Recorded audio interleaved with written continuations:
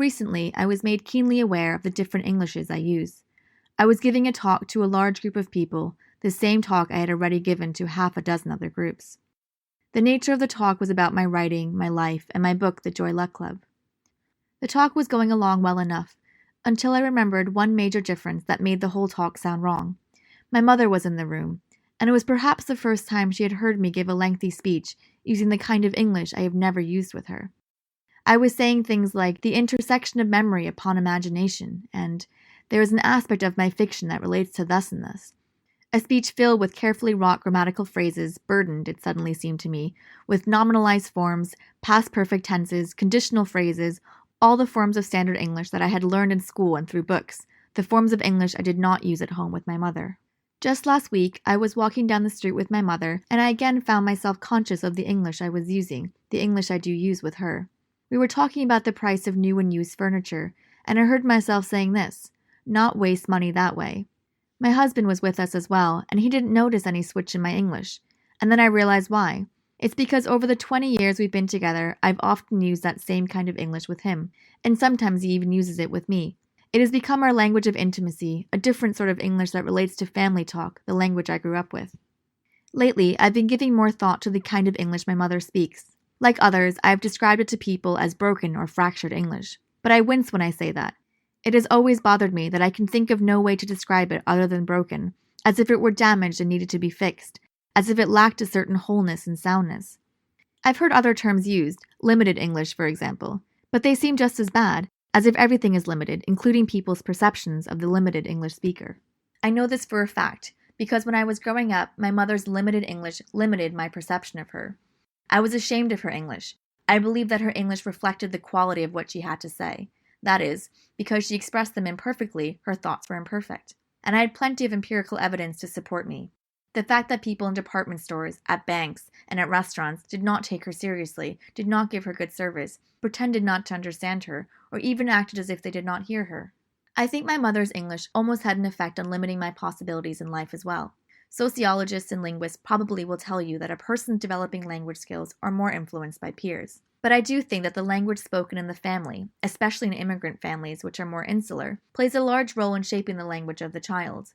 And I believe that it affected my results on achievement tests, IQ tests, and the SAT. While my English skills were never judged as poor compared to math, English could not be considered my strong suit. In grade school, I did moderately well, getting perhaps B's, sometimes B pluses in English, and scoring perhaps in the 60th or 70th percentile on achievement tests. But those scores were not good enough to override the opinion that my true abilities lay in math and science, because in those areas I achieved A's and scored in the 90th percentile or higher. This was understandable. Math is precise. There is only one correct answer. Whereas for me, at least, the answers on English tests were always a judgment call, a matter of opinion and personal experience.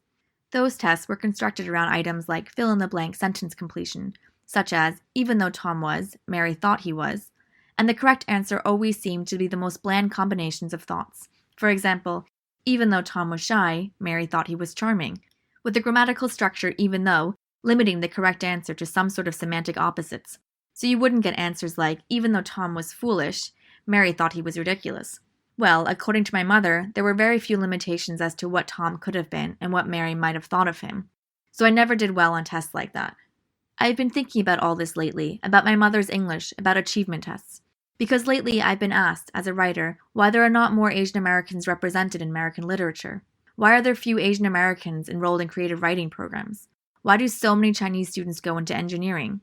Well, these are broad sociological questions I can't begin to answer. But I have noticed in surveys, in fact just last week, that Asian students, as a whole, always do significantly better on math achievement tests than in English.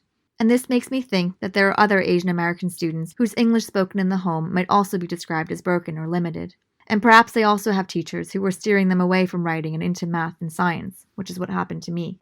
Fortunately, I happen to be rebellious in nature and enjoy the challenge of disproving assumptions made about me.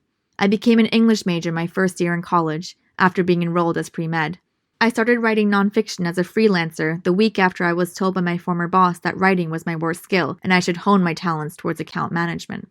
But it wasn't until 1985 that I finally began to write fiction.